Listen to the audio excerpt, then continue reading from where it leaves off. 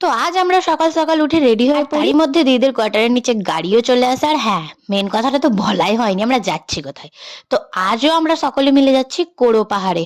হ্যাঁ, এর আগেও আমি একবার গিয়েছি, আজকে যাওয়ার উদ্দেশ্যটা একটু অন্য। আজ আমরা গিয়েছিলাম প্রিয়াংশিকার মুখে ভাত দিতে, মানে অন্নপ্রাশন। কোড়ো পাহাড়ের পুরো পরিবেশটা তো আমার খুবই সুন্দর লেগেছে, তোমরা এর আগের ভ্লগেও দেখে হবে। আর যারা দেখোনি তারা গিয়ে একটু দেখে নিও, আমার চ্যানেলে পোস্ট করা আছে।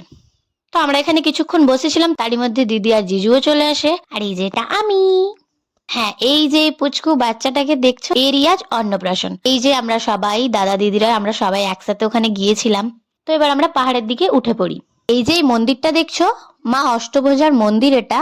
তো আমরা মন্দিরের ওখানে পৌঁছে দেখি মন্দিরের গেটে তালা, এখনো ঠাকুরমশাই আসেনি। নিচে বিষ্ণু মন্দিরে ঠাকুরমশাই পুজো করছিল।